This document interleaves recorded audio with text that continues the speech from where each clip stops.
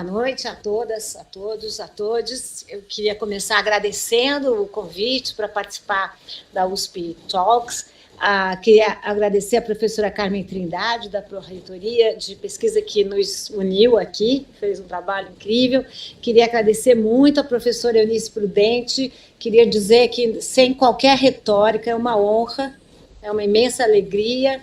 A professora Eunice tem um papel na área, na discussão de questão racial, na área da justiça, na área dos direitos humanos. Ela é, sem nenhuma dúvida, uma estaca mesmo, sabe? Tem uma posição fundamental, é um modelo para todos nós. Agradecer ao Ayrton também por organizar esse debate e ao Jorge, né? O tema que foi proposto a nós é de populações vulneráveis e desigualdades sociais no Brasil. Eu queria começar a dizer que o Brasil é um país profundamente desigual.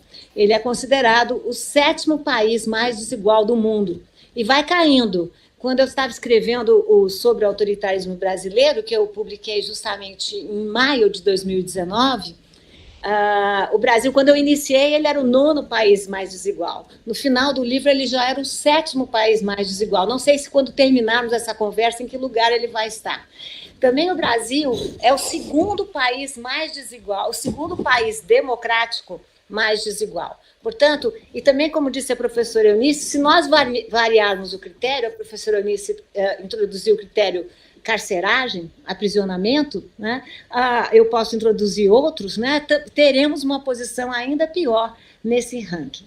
A desigualdade no Brasil tem muitas faces, né? Ela aparece, sobretudo, nos dados da educação, nos dados da saúde, nos dados da segurança pública e da infraestrutura básica, né? Chamamos, em geral, populações vulneráveis, populações que vivem, sobretudo, em locais sem a infraestrutura necessária. Sabemos que, no Brasil, o número de lares sem água potável, o número de lares sem iluminação, o número de áreas, enfim, que temos só esgotos, é muito grande. Enfim, se diz que 30% dos brasileiros não têm acesso a esse tipo de direito, né? Nós sabemos também que há 4 brasileiros, um não tem acesso às redes, à internet. Portanto, estamos falando de um país muito, muito vulnerável. A vulnerabilidade também se apresenta a partir de uma série de marcadores sociais da diferença interseccionados. O que são marcadores sociais? São as marcas que a sociedade produz, constitui e que acabam tendo um papel fundamental na desigualdade, sobretudo quando interseccionados. Nós podemos falar que marcadores sociais da diferença são raça e sexo, gênero e sexo, raça, região, geração, classe social, e sabemos muito bem como perversamente eles se organizam. A gente poderíamos falar de qualquer momento na história do Brasil. Eu costumo fazer isso, né? Dizer que o nosso presente está cheio de passado, e está mesmo, mas eu vou me localizar um pouco, só para restringir a minha conversa aqui e não usar demais meu tempo, no contexto da pandemia, da Covid-19. Nós já temos percebido que o que fez a pandemia, né? Ela escancarou as nossas desigualdades e, sobretudo, sublinhou quais são as populações mais vulneráveis. Não à toa, como já disse a professora Eunice, toda vez que uma pandemia começa, foi assim em 1918, ela é chamada de democrática, mas na base ela não é, porque ela vem matando muito mais as populações negras, né, localizadas nas periferias, sem a infraestrutura da nossa sociedade.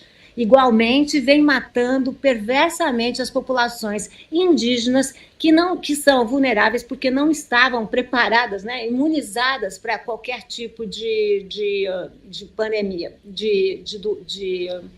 pandemia como essa que nós vivemos. Por isso, eu não gosto nada do termo novo normal, né? Porque quando a gente fala de normal, nós partimos do nosso normal, ou seja, pessoas que vivem em casa de mais de um cômodo, que têm o seu próprio computador, que podem ficar em casa durante a pandemia, não são obrigadas a ir trabalhar. Portanto, a pergunta que nós temos que fazer no Brasil é: novo normal para quem, afinal? Né, para muito poucos de nós, né?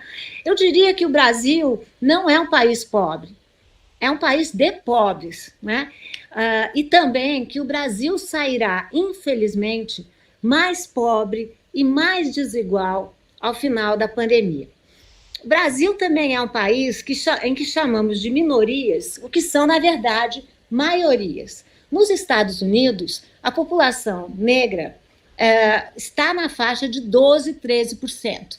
Como é que nós podemos chamar de minorias as populações no Brasil se o IBGE, no último levantamento do IBGE, determinou-se que a população negra corresponde a 56,1% da população brasileira?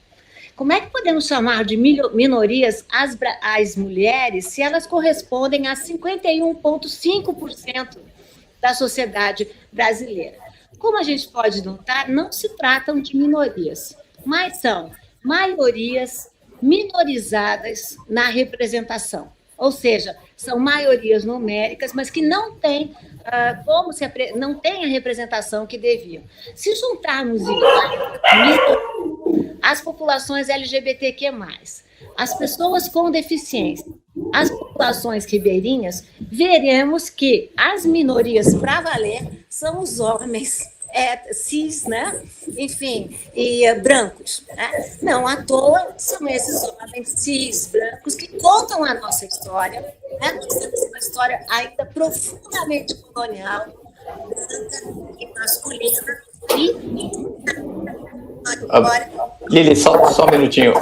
Professora Eunice, se você puder fechar o microfone, isso. Obrigado. Eu fiz o mesmo erro. Tá, pode continuar, desculpa. Estou acabando já. Pobre Ayrton, que tem que nos policiar, não é? Enfim, eu estou aqui já acabando essa minha primeira participação, chamando atenção na área que eu venho, como o que interessa a nós estudar, entender aqui, não é tanto a natureza, mas como de alguma maneira, a cultura trapaceia com a natureza. Então, se podemos dizer que não existem raças, que a biologia diz que só há uma raça, a gente pode dizer que existem, sim, raças sociais que são criadas, né, pela própria sociedade. Nós vivemos uma crise única na história do Brasil. Não é a primeira vez que o Brasil passa por pandemias. Eu estou estudando, vou publicar agora um livro sobre a gripe espanhola de 1918. Mas eu posso dizer que 18 para cá nós evoluímos. Né? Ou seja, em 18 já havia muito negacionismo, mas passado um tempo, os governos assumiram que era a ciência que deveria conduzir o tratamento com relação à epidemia de espanhola. Também naquela época existia muito pensamento mágico. Na época, o grande remédio era o sal de quinino, que, na verdade, tem o mesmo composto da nossa atual cloroquina. E já naquela época, tanto o sal de quinino como a cloroquina hoje não eram confirmadas, a sua eficácia não era confirmada pela ciência. Ora, trata-se de uma crise única, porque é uma crise social, é uma crise política, é uma crise cultural, na minha opinião, uma crise moral e uma crise da nossa saúde. Mas eu queria terminar essa minha primeira fala fazendo coro à professora Eunice. Eu acho que toda crise fecha muitas portas, mas toda crise pode abrir uma janela de oportunidade.